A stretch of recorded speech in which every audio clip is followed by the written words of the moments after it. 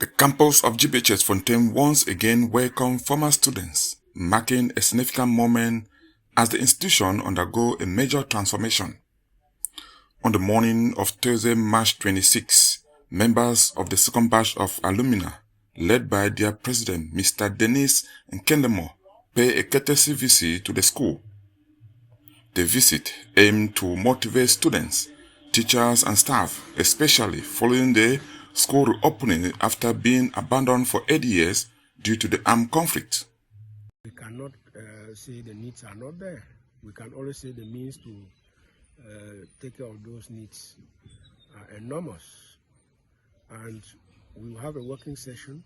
We have just finished doing the rounds. We'll have a working session with the administration, and then together we will establish priorities, and then we will pick what we can do from what we are raising in Boya to make sure that this school comes back, gains back its team.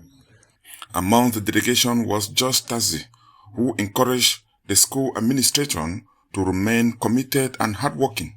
He assured them of the continuous support of a student in the rebuilding process. Second batch has been very committed to the reconstruction of the school. Of course, we were the second after the 8990 to pay in our 1 million. But that is not all. I think coming here on the eve of our convention, the goal is to see where we can do put maximum impact. And again, mimic the 8990 batch and see what project we can pick for ourselves and sponsor. So that is the essence of this tour that we are doing today to the school. Personally, it is a little bit emotional. This is the first time I'm coming to the school after I left in 1987. The second batch of alumni is set to hold its convention in Boya next weekend, and the proceeds from that event will be directed towards supporting the school, including the payment of teachers and assisting students with school fees. According to the alumni, GBHS Fontem play a crucial role in shaping their life, and they remain committed to giving back.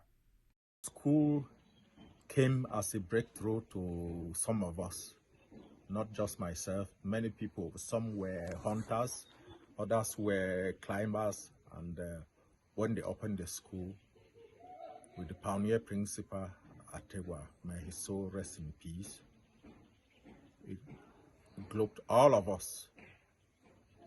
People came from all over the country. Some who had become tellers and so on, they came back to school and they started savoring the sweetness of education. And what we are today is a reflection of the kind of studies we had in this school. We almost wept when we saw the state of the school. However, we can only think of the future. The visit concluded with a brief working session between the alumni and the school administration.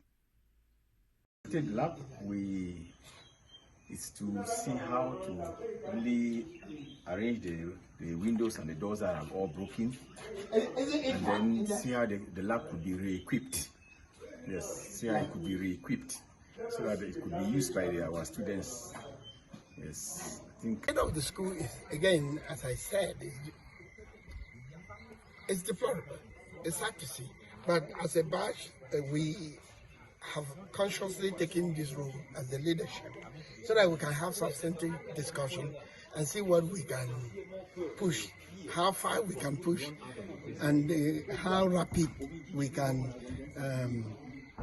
push for the rebuilding of the school. Second batch is going to do its job. On their return journey, the delegation also stopped at the residence of the senior divisional officer for the BLM to extend an invitation for their oncoming convention. The senior divisional officer commended the alumni and other elites from the sub-region for their effort and encouraged them to continue promoting education and development.